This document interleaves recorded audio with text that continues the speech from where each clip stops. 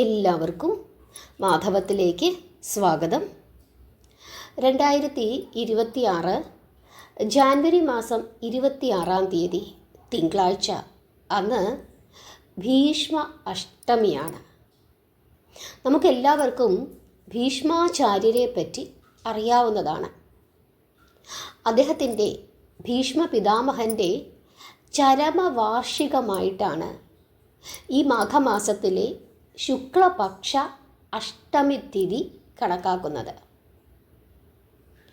അതായത് ഭീഷ്മ പിതാമഹർ സൂര്യൻ ഉത്തരായനത്തിലേക്ക് സഞ്ചരിക്കുന്ന ആ സമയമാണ് ശ്രേഷ്ഠമായ സമയം എന്ന് മനസ്സിലാക്കിക്കൊണ്ട് അദ്ദേഹം ആ സമയത്ത് തൻ്റെ ജീവൻ വെടിയുകയായിരുന്നു.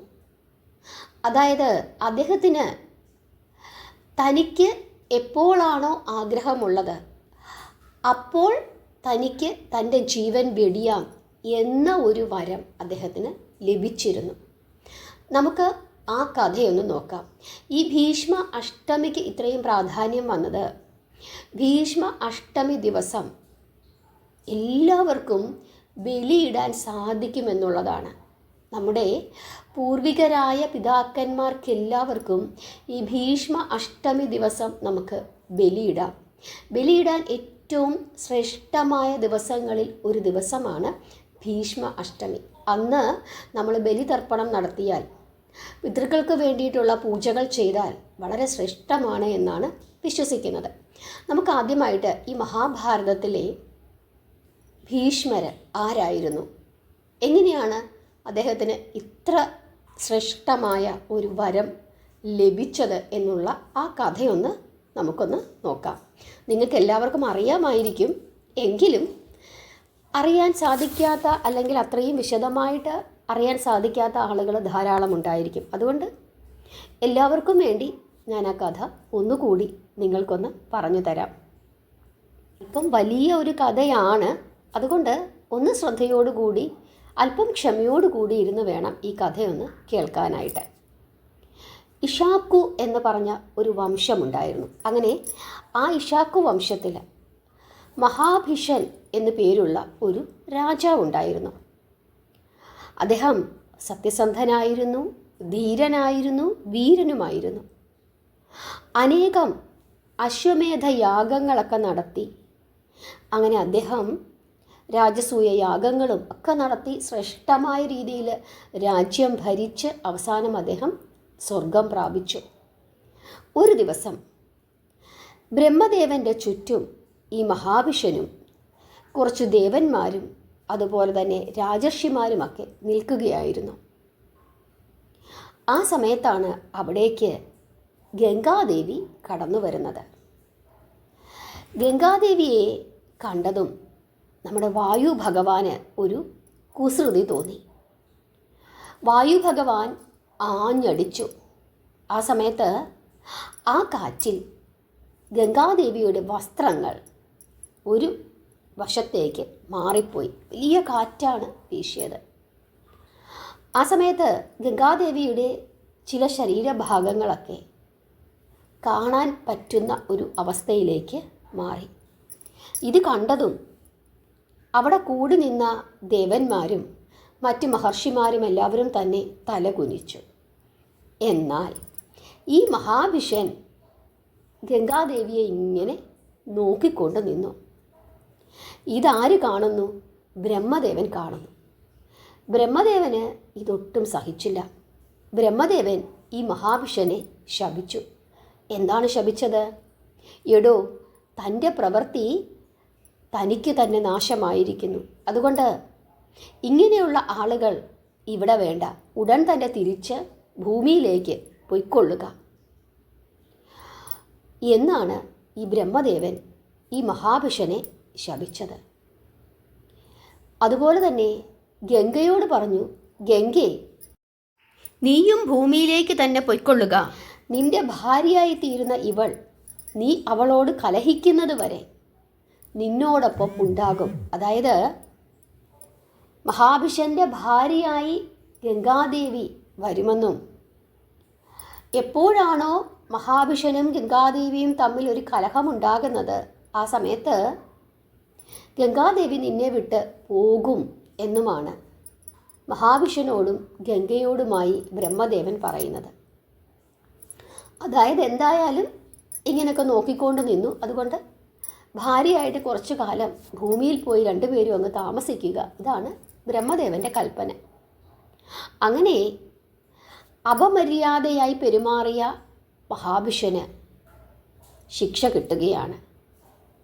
അങ്ങനെ കുരുവംശത്തിലെ രാജാവായ പ്രദീപൻ്റെ പുത്രനായി ഭൂമിയിൽ ജനിക്കാമെന്ന് മഹാവിഷ്ണു തീർച്ചപ്പെടുത്തുന്നു. അങ്ങനെ ഗംഗാദേവിയും ബ്രഹ്മദേവൻ്റെ ശാപം മൂലം ബ്രഹ്മലോകത്തിൽ നിന്നും ഭൂമിയിലേക്ക് എത്തിച്ചേരുന്നു. വഴിമധ്യേ അവർ അഷ്ടവസുക്കളെ കണ്ടുമുട്ടുന്നു. വസിഷ്ഠൻ്റെ പശുവിനെ അപഹരിച്ചതുകൊണ്ട് മനുഷ്യരായി പിറക്കാനുള്ള ശാപവുമായിട്ട് വരികയായിരുന്നു ആര്? അഷ്ടവസുക്കൾ. അവരുമായുള്ള സംഭാഷണത്തെ തുടർന്ന് അഷ്ടവസുക്കളെ താൻ ഗർഭത്തിലേറ്റാമെന്നും എന്നിട്ട് ഉടനടി തന്നെ മനുഷ്യയോനിയിൽ നിന്നും മോചിപ്പിക്കാമെന്നും ഗംഗാദേവി അവർക്ക് വാക്കുകൊടുക്കുന്നു. ഹരേ കൃഷ്ണ, ഈ അഷ്ടവസുക്കളെ പറ്റിയിട്ടും അവർക്കെങ്ങനെയാണ് ശാപം ലഭിച്ചത് എന്നുള്ള കാര്യം ഞാൻ അടുത്ത ദിവസം നിങ്ങളോട് കഥയായി പറഞ്ഞു തരാം. പലർക്കും അറിയാമായിരിക്കും, ഒരുപക്ഷെ ഇതിനു മുമ്പ് ഞാനത് പറഞ്ഞിട്ടുണ്ടോ എന്നും എനിക്കൊരു സംശയമുണ്ട്. അങ്ങനെ ഈ അഷ്ടവസുക്കളെ താൻ പ്രസവിക്കാമെന്നും പ്രസവിച്ച ഉടൻ തന്നെ അവരെ മോചിപ്പിക്കാം എന്നുമാണ് ഗംഗാദേവി ഈ അഷ്ടവസുക്കളോട് പറയുന്നത്. അങ്ങനെ കുരുവംശത്തിലെ രാജാവായ പ്രദീപൻ തൻ്റെ പത്നിയോടൊപ്പം ഒരിക്കൽ ഗംഗാതീരത്ത് തപസ്സനുഷ്ഠിക്കുകയായിരുന്നു. അങ്ങനെ ഇരിക്കെ ഒരു ദിവസം ഗംഗാദേവി ഒരു മനോഹരമായ ഒരു സ്ത്രീരൂപം പൂണ്ടിട്ട് രാജാവിൻ്റെ, അതായത് പ്രദീപൻ എന്ന രാജാവിൻ്റെ മുമ്പിലേക്ക് എത്തുന്നു. അവർ തമ്മിലുള്ള സംഭാഷണത്തിൻ്റെ ഒടുവിൽ പ്രദീപന് ഭാവിയിൽ ഉണ്ടാകാൻ പോകുന്ന പുത്രൻ്റെ ഭാര്യാപദം ഗംഗാദേവി അലങ്കരിക്കുമെന്നുള്ള ഒരു ധാരണയിൽ ഇവർ എത്തിച്ചേരുന്നു. തുടർന്ന് പ്രദീപ മഹാരാജാവ് പുത്രലാഭത്തിന് വേണ്ടി ഒരു തപസ് അനുഷ്ഠിക്കുന്നു. തുടർന്ന് പ്രദീപ മഹാരാജാവ് ഒരു തപസ് അനുഷ്ഠിക്കുകയും അതിൻ്റെ ഫലമായിട്ട് അദ്ദേഹത്തിന് വയസ്സുകാലത്ത് ഒരു പുത്രൻ ഉണ്ടാവുകയും ചെയ്യുന്നു. മഹാവിഷ്ണുവിൻ്റെ പുനർജന്മമാണ് പ്രദീപന് പുത്രനായി ജനിച്ചത്.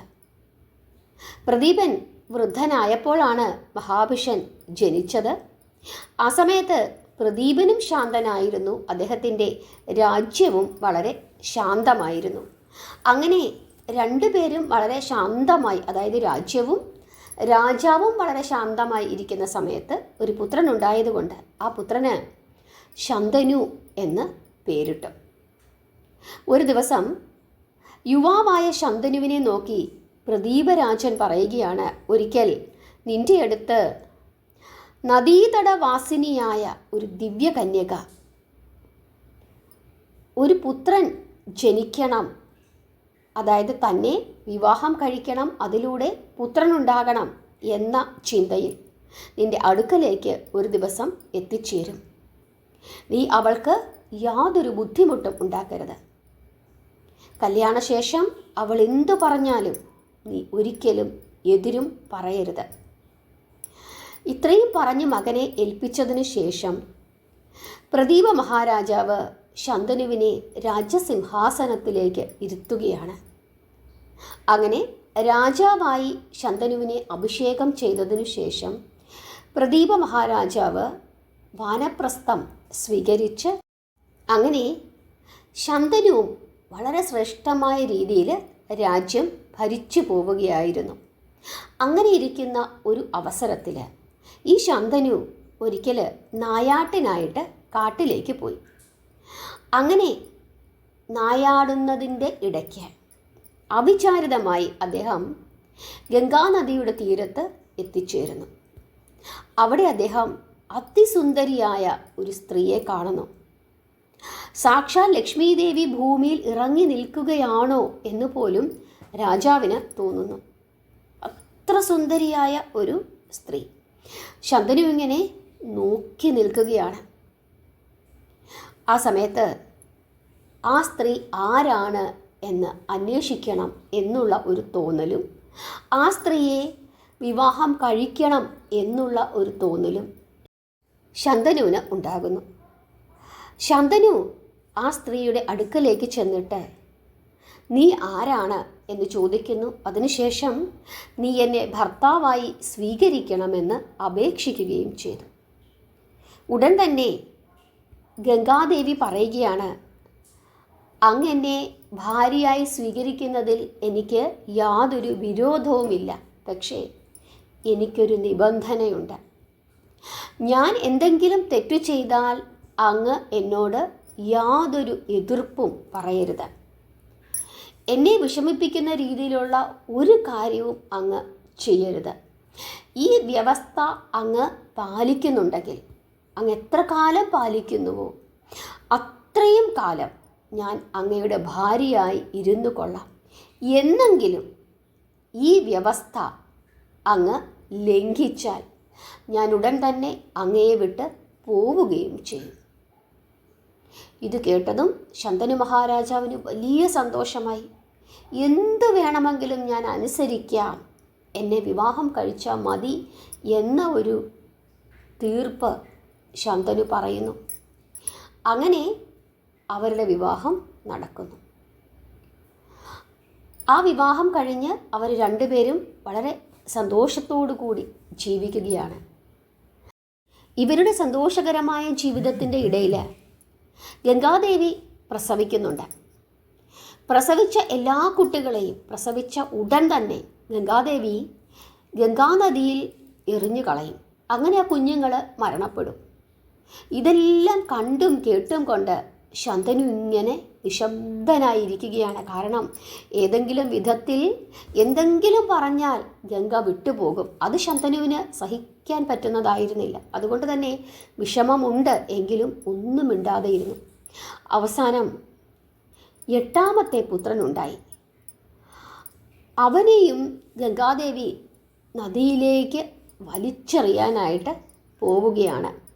അങ്ങനെ കുഞ്ഞിനെ വലിച്ചെറിയുന്നതിന് മുന്നോടിയായിട്ട് ഗംഗ ശന്തനുവിനെ നോക്കി ഒന്ന് ചിരിക്കുന്നു. ഇത് കണ്ടതും ശന്തനു മഹാരാജാവിന് വലിയ ദേഷ്യമാണ് വന്നത്. കാരണം കുറേ നാളായി അദ്ദേഹം ഇങ്ങനെയെല്ലാം കടിച്ചു പിടിച്ചുകൊണ്ടിരിക്കുകയായിരുന്നു. അവസാനം അദ്ദേഹം അങ്ങ് പൊട്ടിത്തെറിച്ചു. അദ്ദേഹം പറയുകയാണ്, എടി നീ ആരാണ്? നീ ആരുടെ മകളാണ്? എന്തിനാണ് നീ പിഞ്ചു കുഞ്ഞുങ്ങളെയൊക്കെ കൊല്ലുന്നത്? പുത്രഘാതകിയല്ലേ നീ? ഇങ്ങനെയൊക്കെ പറഞ്ഞ് ഇതുവരെ അടക്കി വെച്ചിരുന്ന ശന്തനുവിൻ്റെ ദേഷ്യമെല്ലാം പുറത്തേക്ക് വരികയാണ്. ഇതെല്ലാം കേട്ടിട്ട് ഗംഗാദേവി പറയുകയാണ്, അല്ലയോ മഹാരാജൻ, ഈ കുഞ്ഞിനെ അങ്ങ് എടുത്തുകൊള്ളുക. താങ്കളുടെ ഈ കുട്ടിയെ ഞാൻ നദിയിലേക്ക് എറിയുന്നില്ല. എന്നാൽ നമ്മൾ തമ്മിലുള്ള മുൻ ധാരണ അനുസരിച്ചിട്ട് എനിക്കിനി ഇവിടെ തങ്ങാൻ സാധിക്കുകയില്ല. ഞാൻ ജഹ്നുവിൻ്റെ മകൾ ഗംഗയാണ്. മഹർഷിമാർ എന്നെ സേവിക്കുന്നുണ്ട്. ദേവന്മാർ പറഞ്ഞിട്ട് തന്നെയാണ് ഞാൻ ഇവിടേക്ക് ഭവാന്റെ കൂടെ ഇത്രയും കാലം കഴിഞ്ഞത്. എൻ്റെ ഈ 8 പുത്രന്മാരും അഷ്ടവസുക്കളാണ്. വസിഷ്ഠ മഹർഷിയുടെ പശുവിനെ മോഷ്ടിച്ചതിൻ്റെ ഫലമായിട്ട് അദ്ദേഹം അവരെ ശപിച്ചു. അതിൻ്റെ ഫലമായിട്ട് അവർക്ക് മനുഷ്യയോനിയിൽ പിറക്കേണ്ടതായിട്ടുണ്ട്. മനുഷ്യലോകത്ത് അഷ്ടവസുക്കൾക്ക് അങ്ങയെപ്പോലുള്ള ഒരു അച്ഛനെയും എന്നെപ്പോലെയുള്ള ഒരു മാതാവിനെയും സ്വീകരിക്കുവാൻ കഴിഞ്ഞു. വസുക്കളുടെ പിതാവായിരുന്നു എന്ന ഒരൊറ്റ കാരണം കൊണ്ട് അങ്ങേക്ക് അക്ഷയലോകം, അതായത് സ്വർഗലോകം ലഭിക്കുകയും ചെയ്യും. വസുക്കളെ പെട്ടെന്ന് തന്നെ മനുഷ്യ ജന്മത്തിൽ നിന്ന് മോചിപ്പിച്ചു കൊള്ളാമെന്ന് അവർക്ക് ഞാൻ അന്നേ വാക്കു കൊടുത്തിരുന്നു. ഇപ്പോൾ അവർ ശാപത്തിൽ നിന്നും മോചിതരായിരിക്കുന്നു. ഞാനും തിരിച്ചു പോവുകയാണ്. ഈ 8ാമത്തെ പുത്രൻ വസുക്കളുടെ അഷ്ടാംശമാണ്. ഈ കുട്ടിയെ അവിടുന്ന് തന്നെ സംരക്ഷിച്ചു കൊള്ളുക. ഇങ്ങനെ ഗംഗാദേവി ശന്തനുവിനോട് പറയുന്നു. ശന്തനുവിന് ഗംഗ പറഞ്ഞ മുഴുവൻ കാര്യങ്ങളും ഒന്നും അത്ര കൃത്യമായി മനസ്സിലായില്ല. ഈ വസിഷ്ഠ മഹർഷി ആരാണ്? അദ്ദേഹം എന്തിനാണ് അഷ്ടവസുക്കളെ ശപിച്ചത്? എന്നിട്ട് എന്തിനാണ് ഈ 8ാമത്തെ കുഞ്ഞിനെ മാത്രം ഈ മനുഷ്യലോകത്തിൽ നിർത്തിയിട്ട് പോയത്? എന്തിനു വേണ്ടിയിട്ടാണ് ഈ വസുക്കൾ മനുഷ്യയോനിയിൽ പിറന്നത്? ഇങ്ങനെയൊക്കെയുള്ള ധാരാളം സംശയങ്ങൾ ശന്തനുവിന് ഉണ്ടാകുന്നു. ഈ സംശയങ്ങൾ കേട്ടപ്പോൾ ഗംഗാദേവി പറയുകയാണ്, വസിഷ്ഠ മഹർഷി വിശ്വവിഖ്യാതനായ ഒരു മഹർഷിയാണ്. അദ്ദേഹം വരുണൻ്റെ പുത്രനാണ്. മേരുപർവ്വതത്തിൻ്റെ സമീപത്താണ് അദ്ദേഹത്തിൻ്റെ ആശ്രമം. അദ്ദേഹം അവിടെയാണ് തപസ് അനുഷ്ഠിക്കുന്നത്. യാജ്ഞിക കർമ്മങ്ങൾക്ക് ഹവിസ് കൊടുക്കുവാൻ വേണ്ടി കാമധേനുവിൻ്റെ മകളായ നന്ദിനി പശുവിനെ ആശ്രമത്തിൽ തന്നെയാണ് വസിഷ്ഠൻ താമസിപ്പിച്ചിരിക്കുന്നത്. അങ്ങനെ ഇരിക്കെ ഒരിക്കൽ ഈ അഷ്ടവസുക്കൾ തങ്ങളുടെ ഭാര്യമാരോടൊപ്പം ഉല്ലാസയാത്ര ചെയ്ത് ഈ വനത്തിൽ എത്തിച്ചേരുന്നു. ആവശ്യപ്പെടുന്ന സമയത്ത് എല്ലാം സാധിച്ചു കൊടുക്കുവാൻ പ്രാപ്തിയുള്ള നന്ദിനി പശുവിൻ്റെ മേൽ ഒരു വസുവിൻ്റെ പത്നിയുടെ കണ്ണ് ചെന്ന് പെടുകയാണ്. ആ വസുപത്നി തൻ്റെ ഭർത്താവായ ദ്യൗ എന്ന വസുവിനെ, നന്ദിനി പശുവിനെ കാണിച്ചു കൊടുക്കുന്നു. വസു പറയുകയാണ്, പ്രിയേ, സർവലക്ഷണയുക്തയായ ഈ നന്ദിനി വസിഷ്ഠമുനിയുടെ മകളാണ്. ഏതെങ്കിലും ഒരു മനുഷ്യൻ ഇവളുടെ പാൽ കുടിച്ചാൽ അയാൾ 10,000 കൊല്ലം യുവാവായിരിക്കും. ഇങ്ങനെ ഈ വസു തൻ്റെ പത്നിയോട് പറയുന്നു. ഇത് കേട്ടതും ഈ വസുവിൻ്റെ പത്നിക്ക് നന്ദിനിയെ വേണമെന്ന നിലയിലായി. എങ്ങനെയും നന്ദിനിയെ പിടിച്ചുകൊണ്ട് വരണമെന്ന് തൻ്റെ ഭർത്താവിനെ ഇവർ നിർബന്ധിക്കുന്നു. ഉടൻ തന്നെ തൻ്റെ മറ്റു സഹോദരന്മാരുടെ സഹായത്തോടു കൂടി ദ്യൗ എന്ന ഈ വസു പശുവിനെ, അതായത് നന്ദിനി പശുവിനെ പിടിച്ചു കൊണ്ടുവന്ന് തൻ്റെ ഭാര്യയ്ക്ക് കൊടുക്കുകയും ചെയ്തു. വസിഷ്ഠൻ ആശ്രമത്തിലില്ലാത്ത സമയത്താണ് ഇവർ ഈ കൃത്യങ്ങളെല്ലാം ചെയ്തത്. അങ്ങനെ മുനി ആശ്രമത്തിലെത്തിയപ്പോൾ നന്ദിനിയില്ല. മുനിക്ക് എല്ലാ കാര്യങ്ങളും മനസ്സിലായി. അങ്ങനെയാണ് അദ്ദേഹം മനുഷ്യയോനിയിൽ പിറക്കട്ടെ എന്ന് ശപിച്ചത്. ഇങ്ങനെയാണ് ശാപം കിട്ടിയത്. മഹർഷിയുടെ ശാപം തങ്ങളുടെ മേൽ പതിച്ചിരിക്കുന്നു എന്നുള്ള വിവരം വസുക്കൾ അറിയുകയും അവർ ആശ്രമത്തിൽ ചെന്ന് മാപ്പപേക്ഷിക്കുകയും ചെയ്തു. ഉടൻ തന്നെ ശാപമോചനം എന്ന രീതിയിൽ വസിഷ്ഠൻ പറയുകയാണ്, ജനിച്ച് 1 വർഷത്തിനകം നിങ്ങൾ മനുഷ്യയോനിയിൽ നിന്നും രക്ഷപ്പെടാൻ സാധിക്കട്ടെ എന്നാണ് പറയുന്നത്. എന്തായാലും ശപിച്ചു, നിങ്ങൾ ജനിച്ചേ പറ്റൂ, പക്ഷേ 1 വർഷത്തിനുള്ളിൽ തന്നെ, ജനിച്ച് 1 വർഷത്തിനുള്ളിൽ തന്നെ നിങ്ങൾ സ്വതന്ത്രരാകും എന്ന് പറയുന്നു. എന്നാൽ നന്ദിനിയുടെ മോഷണത്തിലെ പ്രധാന പങ്കാളിയായ ദ്യൗ വളരെ കാലം മർത്യലോകത്ത് ജീവിക്കുക തന്നെ ചെയ്യും എന്ന് വസിഷ്ഠൻ പറയുകയും ചെയ്തു. അങ്ങനെ ശാപമോചനം കിട്ടി. ഇങ്ങനെ ഈ ശാപമൊക്കെ മേടിച്ചുകൊണ്ട് വരുന്ന അവസരത്തിലാണ് അവർ ഗംഗയുടെ അടുക്കലേക്ക് വരുന്നത്. അവരുടെ മനുഷ്യജന്മത്തിൽ ഞാൻ തന്നെ അവരുടെ അമ്മയായി തീരണമെന്ന് അവർ അഭ്യർത്ഥിച്ചു എന്ന് ഗംഗാദേവി ഭർത്താവിനോട് പറയുന്നു, അതായത് ശന്തനുവിനോട് പറയുന്നു. ജനിച്ച 1 വർഷത്തിനകം തന്നെ ഞങ്ങളെ നദിയിൽ ത്യജിക്കണമെന്നും അവർ തന്നോട് അഭ്യർത്ഥിച്ചിരുന്നു എന്ന് ഗംഗ പറയുന്നു. ഇവിടെ ഈ 8ാമൻ ദ്യൗ എന്ന വസുവിൻ്റെ പുനർജന്മമാണ്. അവർ ധാരാളം കാലം, അതായത് ഈ 8ാമത്തെ പുത്രൻ, അദ്ദേഹം ധാരാളം കാലം ഈ മർത്യലോകത്ത് ജീവിക്കുമെന്നും ഗംഗാദേവി പറഞ്ഞു. അങ്ങനെ ഇത്രയും പറഞ്ഞിട്ട് ഗംഗാദേവി ഈ പുത്രനെയും എടുത്തുകൊണ്ട് അങ്ങ് അപ്രത്യക്ഷമാവുകയും ചെയ്തു. അതായത് രാജാവിന് ആ സമയത്ത് കൊടുക്കുന്നില്ല. പക്ഷേ അങ്ങയുടെ പുത്രനാണ്, അങ്ങയ്ക്ക് ഞാൻ നൽകും എന്ന നിലയിൽ തന്നെയാണ് കുഞ്ഞിനെയും കൊണ്ട് ഗംഗ പോകുന്നത്. കാരണം കൊച്ചു കുഞ്ഞാണ്. അങ്ങനെ കുറച്ചു കാലം കഴിഞ്ഞു. ശന്തനു ഗംഗാനദിയുടെ തീരത്തിങ്ങനെ ഒരിക്കൽ ഉലാത്തിക്കൊണ്ട് ഇരിക്കുകയായിരുന്നു. ആ സമയത്ത് അദ്ദേഹം ഗംഗയിലേക്ക് നോക്കിയപ്പോൾ പതിവിലും വെള്ളം വളരെ കുറവ് ഗംഗയിൽ. എന്തുകൊണ്ടാണ് ഇത്രയും വെള്ളം കുറഞ്ഞിരിക്കുന്നത് എന്ന് അദ്ദേഹം ഇങ്ങനെ ചിന്തിച്ചു. ദേവനദിയായ ഗംഗ ഒഴുകാതിരിക്കുന്നത് എന്തുകൊണ്ട് എന്നറിയണം എന്ന് ചിന്തിച്ചുകൊണ്ട് അദ്ദേഹം ആ നദിക്കരയിലൂടെ ഇങ്ങനെ മുമ്പോട്ട് നടക്കുകയാണ്. ആ സമയത്ത് അദ്ദേഹം ഒരു കാഴ്ച കാണുന്നു. ഒരു കുമാരൻ തൻ്റെ ബാണങ്ങൾ കൊണ്ട് ഗംഗാദേവിയുടെ ആ ഒഴുക്ക് തടഞ്ഞിരിക്കുന്നു. അത്ഭുതകരമായ ആ കാഴ്ച കണ്ട് ശന്തനു പകച്ചുപോയി. ഗംഗയിലുള്ള തൻ്റെ പുത്രനെ ജനിച്ച സമയത്ത് മാത്രമേ ശന്തനു കണ്ടിട്ടുള്ളൂ. അതുകൊണ്ട് തന്നെ ഇത് തൻ്റെ പുത്രനാണ് എന്ന് ശന്തനു തിരിച്ചറിഞ്ഞതുമില്ല.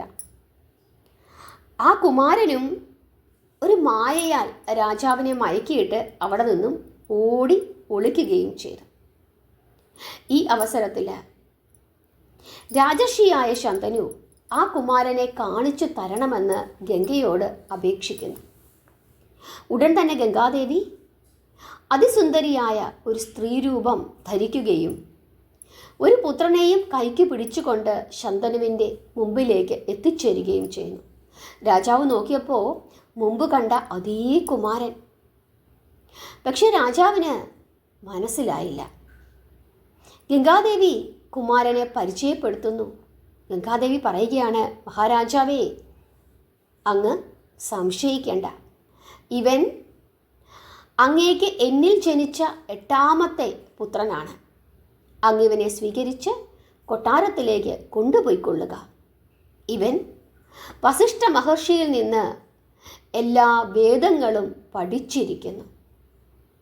അസ്ത്ര അഭ്യാസവും ഇവൻ പൂർത്തീകരിച്ചിട്ടുണ്ട്. ധനുർധരനായ ഈ കുമാരൻ യുദ്ധത്തിൽ ഇന്ദ്രന് തുല്യനാണ്. ദേവന്മാർ പോലും ഇവൻ്റെ മുമ്പിൽ തല കുനിക്കുന്നു. അസുരഗുരുവായ ശുക്രാചാര്യനും ദേവഗുരുവായ ബൃഹസ്പതിക്കും അറിയാവുന്ന എല്ലാ അറിവുകളും ഇവനും അറിയാവുന്നതാണ്. അത്ര ജ്ഞാനിയാണ് അങ്ങയുടെ മകൻ. ഭഗവാൻ പരശുരാമൻ അറിയാവുന്ന എല്ലാ വിദ്യകളും, എല്ലാ ശസ്ത്രവിദ്യകളും, അതുപോലെ തന്നെ ശാസ്ത്രവിദ്യകളും എല്ലാം ഇവനും അറിയാം. അങ്ങ് ഇവനെ സ്വീകരിക്കുക എന്ന് പറഞ്ഞ് ഈ കുഞ്ഞിനെ ഗംഗ ശന്തനുവിന് കൊടുക്കുന്നു. അതിനുശേഷം ഗംഗ അപ്രത്യക്ഷയാകുന്നു. ശന്തനുവിന് വലിയ സന്തോഷമായി. ശന്തനു കുഞ്ഞിനെയും കൊണ്ട് കൊട്ടാരത്തിലേക്ക് പോകുന്നു. കുറച്ചു കാലം കഴിഞ്ഞപ്പോൾ ശന്തനു ഈ കുഞ്ഞിനെ യുവരാജാവായി അഭിഷേകം ചെയ്യുകയും ചെയ്തു. തൻ്റെ സാമർഥ്യം കൊണ്ട് ആ കുഞ്ഞ് എല്ലാവർക്കും സ്വീകാര്യനായി. ഈ കുഞ്ഞിന് ശന്തനു ഇട്ട പേരാണ് ദേവവ്രതൻ. അങ്ങനെ ദേവവ്രതൻ യുവരാജാവായി. അങ്ങനെ ഇരിക്കെ ഒരിക്കൽ ശന്തനു മഹാരാജാവ് ഗംഗാതടത്തിലുള്ള ഒരു വനത്തിൽ ഇങ്ങനെ ചുറ്റി നടക്കുകയായിരുന്നു. അങ്ങനെ വനത്തിൽ നടക്കുന്ന അവസരത്തിൽ ആരെയും മോഹിപ്പിക്കുന്ന ഒരു ഉത്തമമായ ഒരു സുഗന്ധം ആസ്വദിക്കുവാൻ ഇടയായി. എന്നാൽ ആ സുഗന്ധം എവിടെ നിന്നാണ് വരുന്നത് എന്ന് അദ്ദേഹത്തിന് മനസ്സിലാകുന്നില്ല. സുഗന്ധത്തിൻ്റെ ഉറവിടം എവിടെ നിന്നാണ് എന്ന് കണ്ടുപിടിക്കുവാൻ അദ്ദേഹം ശ്രമിക്കുന്നു. ആ ശ്രമത്തിൻ്റെ ഒടുവിൽ അവിടെയുള്ള കാട്ടാളന്മാരുടെ നടുവിൽ ദേവകന്യകയ്ക്ക് തുല്യമായ ഒരു സ്ത്രീയെ അദ്ദേഹം കാണുന്നു. അദ്ദേഹം അവളോട് ചോദിച്ചു, മഹാസുന്ദരി, നീ ആരാണ്? നീ ആരുടെ മകളാണ്? എന്തിനാണ് ഈ വനത്തിലേക്ക് വന്നത് എന്ന് ചോദിക്കുന്നു.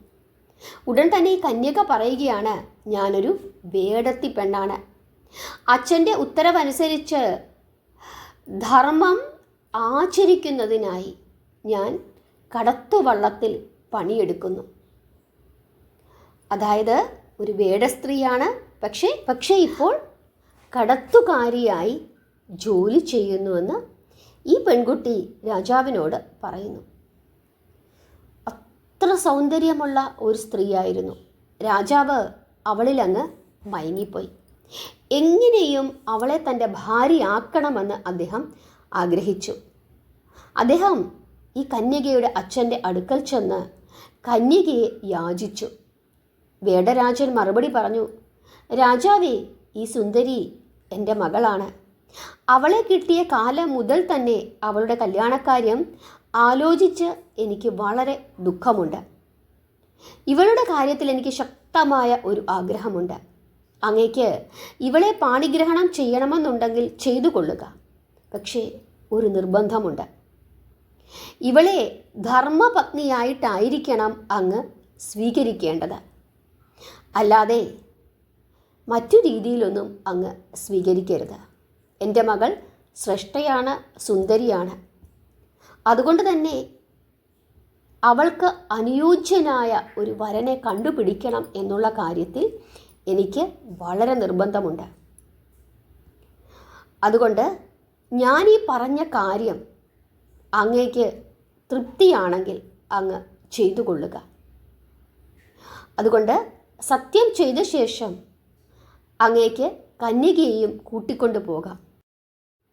അങ്ങയോളം മഹാനായ ഒരുവനെ എൻ്റെ മകളുടെ ഭർത്താവായി വേറെ എവിടെ നിന്നാണ് കിട്ടുന്നത്? അതുകൊണ്ട് സത്യം ചെയ്ത ശേഷം അങ്ങേക്ക് കന്യകയെയും കൂട്ടിക്കൊണ്ടു പോകാം. ഇങ്ങനെ ഈ വേടരാജൻ ശന്തനുവിനോട് പറയുന്നു. അത് കേട്ടതും ശന്തനു ചോദിക്കുകയാണ്, ഞാൻ എന്ത് സത്യമാണ് ചെയ്തു തരേണ്ടത്?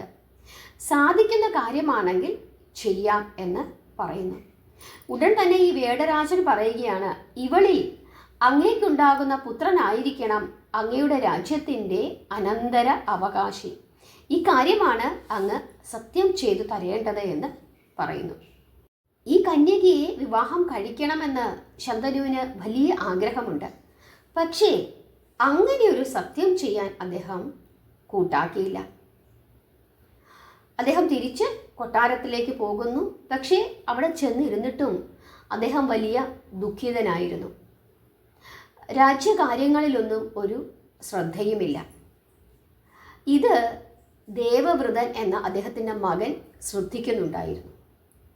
പലതവണ വന്ന് അച്ഛനോട് ചോദിച്ചു, എന്തുകൊണ്ടാണ് അച്ഛൻ ഇങ്ങനെ വിഷമിച്ചിരിക്കുന്നത് എന്നൊക്കെ ചോദിച്ചപ്പോഴും ഇദ്ദേഹം ഒന്നും മറുപടി പറഞ്ഞില്ല.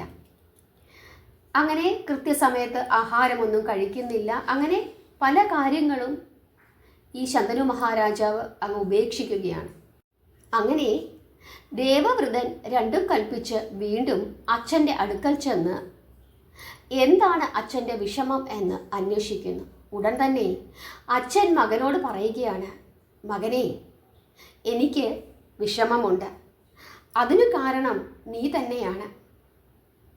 എൻ്റെ ഈ വംശത്തിന് നീ മാത്രമാണ് ഒരേ ഒരു അധികാരി.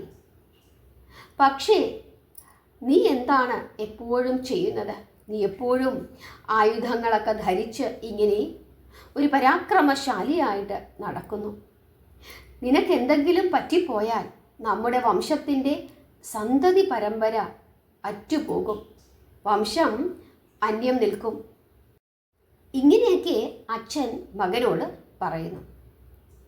അതിനുശേഷം ദേവവ്രതൻ മറ്റു മന്ത്രിമാരുടെ ഒക്കെ അടുക്കൽ ചെന്നിട്ട് ശരിക്കും അച്ഛൻ്റെ പ്രശ്നം എന്താണ് എന്ന് ചോദിക്കുന്നു. കാരണം ചില സംശയങ്ങൾ ഈ വാക്കുകളിൽ കൂടി ദേവവ്രതന് മനസ്സിലാക്കാനായിട്ട് സാധിച്ചിട്ടുണ്ട്. അങ്ങനെ ഈ മന്ത്രിമാർ എല്ലാ കാര്യങ്ങളും, അതായത് കാട്ടിൽ വെച്ച് നടന്ന എല്ലാ കാര്യങ്ങളും ദേവവ്രതനോട് പറയുന്നു. ദേവവ്രതൻ അങ്ങനെ എല്ലാ കാര്യങ്ങളും മനസ്സിലാക്കുന്നു. അതിനുശേഷം കുറച്ച് വൃദ്ധരായ ക്ഷത്രിയരെയും കൂട്ടി ദേവവ്രതൻ വേടൻ്റെ വാസസ്ഥാനത്ത് എത്തിച്ചേരുന്നു. സ്വന്തം അച്ഛന് വേണ്ടി അദ്ദേഹം കന്യകയെ ആവശ്യപ്പെട്ടു. വേടരാജൻ ദേവവ്രതനെ വേണ്ടും വിധം സൽക്കരിക്കുകയും ആദരിക്കുകയും ചെയ്തതിനു ശേഷം ഈ വേടരാജാവ് എല്ലാവരും കേൾക്കെ ഉച്ചത്തിൽ പറയുകയാണ്, അല്ലയോ യുവരാജാവേ, എനിക്ക് എൻ്റെ മകൾ സത്യവതിയെ അങ്ങയുടെ അച്ഛന് വിവാഹം കഴിച്ചു കൊടുക്കുന്നതിൽ യാതൊരു ബുദ്ധിമുട്ടുമില്ല. ശന്തനു മഹാരാജാവിന് വിവാഹം കഴിച്ചു കൊടുക്കണം എന്നു തന്നെയാണ് എൻ്റെ എപ്പോഴത്തെയും ആഗ്രഹം. പക്ഷേ ഒരു കുഴപ്പമുണ്ട്. ശന്തനുവിന് സത്യവതിയിൽ ജനിക്കുന്ന പുത്രന് ഒരു ശത്രുവുണ്ടാകും. അത് അങ്ങു തന്നെയാണ്. അങ്ങയുടെ ശത്രുവായാൽ അവന് പിന്നെ എന്താണ് രക്ഷ എന്ന് അങ്ങേക്ക് തന്നെ അറിയാമല്ലോ. ഒരു അസുരനായിക്കോട്ടെ, ഒരു ദേവനായിക്കോട്ടെ, ആരായിക്കോട്ടെ, അങ്ങയുടെ ശത്രുവായാൽ പിന്നെ അവന് ഈ ഭൂമിയിൽ ജീവിച്ചിരിക്കുവാൻ അവകാശമുണ്ടോ? ആ ഒരു പ്രശ്നമാണ് ഇപ്പോൾ എൻ്റെ മുമ്പിലുള്ളത് എന്ന് വേടനായ രാജാവ് ദേവവ്രതനോട് പറയുന്നു. നിഷാദ രാജാവിൻ്റെ മനസ്സിലിരിപ്പ് മനസ്സിലാക്കിയ ദേവവ്രതൻ ക്ഷത്രിയ സമൂഹത്തെ നോക്കി മുറുക്ക വിളിച്ചു പറയുകയാണ്, അല്ലയോ ക്ഷത്രിയന്മാരെ, എൻ്റെ അച്ഛനു വേണ്ടി ഞാൻ രാജ്യത്തിൻ്റെ അധികാരം ഉപേക്ഷിച്ചു കഴിഞ്ഞിരിക്കുന്നു. എനിക്കുണ്ടാകുന്ന സന്താനങ്ങളെ ചൊല്ലിയാണ് ഇനി ഈ വേടരാജാവിന് സംശയമെങ്കിൽ ഞാനിതാ വീണ്ടും ഒരു പ്രതിജ്ഞ കൂടി എടുക്കുന്നു. ഇന്നു മുതൽ ഞാൻ അഖണ്ഡ ബ്രഹ്മചാരിയായിരിക്കും. പുത്രനില്ലെങ്കിലും എനിക്ക് സ്വർഗം ലഭിക്കുക തന്നെ ചെയ്യും. ഇങ്ങനെ ദേവവ്രതൻ ഉഗ്രമായ ഒരു ശപഥം ചെയ്യുകയാണ്. ഇത് കേട്ടതും വേടരാജാവിന് വലിയ സന്തോഷമായി. ഉടൻ തന്നെ വേടരാജാവ് പറയുകയാണ്, ഇതാ ഞാൻ കന്യകയെ രാജാവിനായി തന്നുവിടുകയാണ്. ഇങ്ങനെ ഈ വേടൻ ദേവവ്രതനോട് പറയുന്നു. ഈ സമയത്ത് ആകാശത്തു നിന്നും ദേവന്മാരും ഋഷികളും യക്ഷന്മാരും ഗന്ധർവന്മാരും അപ്സരസുകളുമെല്ലാം ഈ ദേവവ്രതൻ്റെ മേൽ പുഷ്പവൃഷ്ടി ചൊരിഞ്ഞു. അവരൊന്നടങ്കം പറയുകയാണ്, ഇദ്ദേഹം ഭീഷ്മനാണ്, ഇദ്ദേഹം ഭീഷ്മൻ എന്ന് അറിയപ്പെടുമെന്ന് ഒരു അശരീരി അവിടെ കേൾക്കുന്നു. അങ്ങനെ ദേവവ്രതനായ ഭീഷ്മർ സത്യവതിയെ ബഹുമാനപൂർവം രഥത്തിലേക്ക് കയറ്റുകയും ഹസ്തിനപുരിയിലേക്ക് കൂട്ടിക്കൊണ്ടുപോയി പിതാവിന് സമർപ്പിക്കുകയും ചെയ്തു. ദേവവ്രതൻ്റെ ഈ പ്രതിജ്ഞ, ഈ ശപഥം അങ്ങനെ ഹസ്തിനപുരിയിലുള്ള എല്ലാ ജനങ്ങളും അറിഞ്ഞു. അവരെല്ലാവരും മുറുക്ക വിളിച്ചു പറഞ്ഞു, ഇവൻ ഭീഷ്മൻ തന്നെ. ശന്തനു മഹാരാജാവിൻ്റെ പുത്രൻ ദേവവ്രതൻ ശരിക്കും ഭീഷ്മരു തന്നെയെന്ന് അവരെല്ലാവരും പറഞ്ഞു നടന്നു. ഈ കാര്യം തൻ്റെ അച്ഛനും അറിയുന്നു, അതായത് ശന്തനുവും അറിയുന്നു. ശന്തനുവിന് വലിയ സന്തോഷമായി. കാരണം അദ്ദേഹത്തിന് വേണ്ടി തൻ്റെ പുത്രൻ എത്ര വലിയ കാര്യമാണ് ചെയ്തിരിക്കുന്നത്. അദ്ദേഹം പുത്രനെ അനുഗ്രഹിച്ചുകൊണ്ട് പറയുകയാണ്, പാപലേശം പോലുമില്ലാത്ത എൻ്റെ പൊന്നുമകനെ, നീ എന്നുവരെ ജീവിക്കുവാൻ ആഗ്രഹിക്കുന്നുവോ അന്നുവരെ മൃത്യു നിന്നെ തീണ്ടുകയില്ല. നീ അനുവദിച്ചാൽ മാത്രമേ അത് നിന്നിൽ ആവേശിക്കുകയുള്ളൂ. നിനക്ക് സർവമംഗളങ്ങളും ഉണ്ടാകട്ടെ എന്ന് അച്ഛൻ മകനെ അനുഗ്രഹിക്കുന്നു. അങ്ങനെ ഭീഷ്മർക്ക് സ്വച്ഛന്ത മൃത്യു എന്ന ഒരു അനുഗ്രഹം കൈവരികയാണ്. അദ്ദേഹം എപ്പോൾ ആഗ്രഹിക്കുന്നുവോ അപ്പോൾ മാത്രമേ അദ്ദേഹത്തിന് മരണം സംഭവിക്കുകയുള്ളൂ. പിന്നീട് മഹാഭാരത കഥയൊക്കെ വരികയാണ്. ധാരാളം നല്ല നല്ല കഥാഭാഗങ്ങൾ പിന്നീട് ഭീഷ്മരുടെ ജീവിതത്തിലൂടെ കടന്നു പോകുന്നുണ്ട്. ഭീഷ്മര് തന്നെ വിവാഹം കഴിക്കണമെങ്കിൽ മാത്രമേ വംശം മുമ്പോട്ട് പോവുകയുള്ളൂ എന്ന് ഈ സത്യവതി തന്നെ ഭീഷ്മരോടൊരവസരത്തിൽ പറയുന്നുണ്ട്. കാരണം സത്യവതിക്ക് ജനിച്ച മക്കളെല്ലാം മരിച്ചു പോകുന്നു. അവസാനം ഭീഷ്മരുടെ അടുക്കലേക്കൊക്കെ വരുന്നുണ്ട്. അതാണ് കാലചക്രം കറങ്ങുന്നു എന്ന് പറയുന്നത്. അങ്ങനെ നാഥനില്ലാത്ത ഒരു അവസ്ഥ ഹസ്തിനപുരിക്ക് കുരുവംശത്തിന് ഉണ്ടാകുന്നു. ആ സമയത്താണ് വ്യാസഭഗവാനെ കൊണ്ടുവരുന്നതും അങ്ങനെ പാണ്ഡവും അതുപോലെ തന്നെ വിതുരരും ധൃതരാഷ്ട്രരുമൊക്കെ ജനിക്കുന്നത്. ആ കഥയൊക്കെ വളരെ വിശദമായിട്ട് മഹാഭാരതത്തിൽ പറയുന്നുണ്ട്. അങ്ങനെ പിന്നീട് മഹാഭാരത യുദ്ധം നടക്കുന്നു. ആ സമയത്ത് ദക്ഷിണായന കാലത്തിലാണ് ഭീഷ്മര് ശരശയ്യയിൽ വീഴുന്നത്. പിന്നീട് കിടപ്പ് അങ്ങനെ കിടക്കും. കാരണം ദക്ഷിണായനത്തിലെ മരണം ശ്രേഷ്ഠമല്ല എന്നാണ് വിശ്വസിക്കുന്നത്. ഉത്തരായന കാലം വരുന്നതും നോക്കി ഭീഷ്മര് ആ ശരശയ്യയിൽ കിടക്കുകയാണ്. അങ്ങനെ മാഘമാസത്തിലെ ശുക്ലപക്ഷ അഷ്ടമി തിഥിയിലാണ് അദ്ദേഹം തൻ്റെ ജീവൻ വെടിഞ്ഞത് എന്നാണ് വിശ്വസിക്കുന്നത്. ആ ദിവസമാണ് നമ്മൾ ഭീഷ്മ അഷ്ടമിയായി അല്ലെങ്കിൽ ഭീഷ്മരുടെ ചരമവാർഷികമായി ആഘോഷിക്കുന്നത്. അത് 2026 ജാനുവരി മാസം 26 തിങ്കളാഴ്ചയാണ് വരുന്നത്. അതുകൊണ്ട് തന്നെ അന്നേ ദിവസം പുണ്യനദികളിൽ സ്നാനം ചെയ്യുകയും പൂർവികർക്ക് വേണ്ടി ബലിയിടുകയും ചെയ്തു കഴിഞ്ഞാൽ ശ്രേഷ്ഠമാണ് എന്നാണ് വിശ്വസിക്കുന്നത്. ഇതാണ് ഈ ദിവസത്തിൻ്റെ പ്രാധാന്യം. ഉത്തരായന കാലത്തിൻ്റെ പ്രാധാന്യവും ഇവിടെയാണ്. സൂര്യൻ വടക്കു ദിശയിലേക്ക് സഞ്ചരിക്കുന്ന കാലമാണ് ഉത്തരായന കാലം. ദേവന്മാർ ഉണർന്നിരിക്കുന്ന കാലമാണ് ഉത്തരായന കാലം. അതുകൊണ്ട് തന്നെ ഈ കാലത്തിൽ ചെയ്യുന്ന എല്ലാ പ്രവർത്തനങ്ങൾക്കും ശക്തിയുണ്ട് എന്നാണ് വിശ്വസിക്കുന്നത്. അതുകൊണ്ടാണ് ഈ മാഘമാസത്തിലെ പുണ്യസ്നാനങ്ങൾക്കൊക്കെ വലിയ പ്രാധാന്യമുള്ളത്. കാരണം മാഘമാസത്തിൽ ഇതുപോലെയുള്ള ധാരാളം പുണ്യ ദിവസങ്ങൾ വരുന്നുണ്ട്. ഗണേശ ജയന്തി, ഏകാദശി, അതുപോലെ ഭീഷ്മ അഷ്ടമി, വസന്ത പഞ്ചമി, ഈ ദിവസങ്ങളൊക്കെ തന്നെ പുണ്യസ്നാനത്തിന് വളരെ വളരെ ശ്രേഷ്ഠമാണ്. ഇതാണ് ഭീഷ്മരുടെ ശപഥം. അങ്ങനെ ഭീഷ്മർ ഒരു ബ്രഹ്മചാരിയായി അങ്ങനെ ജീവിക്കുകയാണ്. അതുകൊണ്ട് തന്നെ പിന്നീട് കുഞ്ഞുങ്ങൾ ഉണ്ടാകുമെന്ന ഒരു പേടി വേടരാജാവിനും സത്യവതിക്കുമൊന്നും ഉണ്ടാകുന്നില്ല. പക്ഷേ സത്യവതി പ്രസവിക്കുന്നുണ്ട്. പക്ഷേ ആ കുഞ്ഞുങ്ങളൊക്കെ മരിച്ചു പോകുന്നുണ്ട്. രാജ്യത്തിന് അവകാശികളില്ലാതായി തീരുന്നുണ്ട്. ആ സമയത്താണ് ഭീഷ്മർ അംബിക അംബാലികമാരെയൊക്കെ കൊണ്ടുവരുന്നത്. അവരുടെ ആ ശാപം അങ്ങനെ വലിയ സംഭവ ബഹുലമായ കാര്യങ്ങളാണ് പിന്നീട് നടക്കുന്നത്. വംശം അറ്റുപോകുമെന്ന ഒരു അവസ്ഥ വരുന്നു. അമ്മയായ സത്യവതി ഭീഷ്മരോട് വന്ന് പറയുന്നുണ്ട്, നിന്റെ ശബ്ദം മാറ്റിവെക്കൂ മകനെ, കാരണം രാജ്യത്തിന് നാഥനില്ലാതിരിക്കുന്നു, നീ വിവാഹം കഴിക്കുക എന്ന് തിരുത്തി പറയേണ്ടുന്ന ഒരു അവസ്ഥ വരെ വരുന്നുണ്ട്. പക്ഷേ ഭീഷ്മര് തൻ്റെ ശബ്ദത്തിൽ നിന്നും മാറുന്നില്ല. അങ്ങനെയാണ് കൃഷ്ണദ്വൈപായനൻ എന്ന വേദവ്യാസനെ കൊണ്ടുവരുന്നത്. അങ്ങനെയാണ് വിതുരരും പാണ്ഡവും ധൃതരാഷ്ട്രരും ജനിക്കുന്നത്. അങ്ങനെ പാണ്ഡവരും കൗരവരും ഒക്കെ ഉണ്ടാകുന്നു. പിന്നെ ആ യുദ്ധം, ഭഗവാന്റെ കഥകൾ, അതെല്ലാം പിന്നീട് ഇത്ര സംഭവ ബഹുലമായ കാര്യങ്ങളാണ്. മഹാഭാരതം എന്ന് പറയുന്നത് ലോകത്തിലെ ഏറ്റവും വലിയ ഒരു ഇതിഹാസമാണ്. കാരണം ഒരു കഥയല്ല, ഉപകഥകൾ, ധാരാളം ഉപകഥകളുള്ള ഒരു വലിയ ഒരു ഇതിഹാസമാണ്. ഇപ്പം രാമായണത്തിലൊക്കെ തന്നെ അതൊക്കെ പറഞ്ഞു പോവുകയാണ്. ഒരുപാട് ഉപകഥകളൊന്നുമില്ല. പക്ഷേ മഹാഭാരതം അങ്ങനെയല്ല. വ്യാസഭഗവാൻ എത്ര ശ്രേഷ്ഠനായിരുന്നു എന്ന് നമുക്ക് മഹാഭാരതം വായിക്കുമ്പോഴാണ് മനസ്സിലാകുന്നത്. കാരണം ആയിരക്കണക്കിന് കഥകളാണ്. ഓരോ കഥാപാത്രങ്ങളെയും പറ്റി ധാരാളം വിവരണങ്ങളുണ്ട്.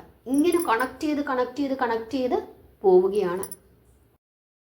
ആര് തെറ്റ് ചെയ്താലും അതിൻ്റെ ശിക്ഷ അവരനുഭവിക്കുന്നു എന്നുള്ളത് മഹാഭാരതത്തിൽ വ്യാസൻ വളരെ കൃത്യമായി നമുക്ക് കാണിച്ചു തരുന്നുണ്ട്.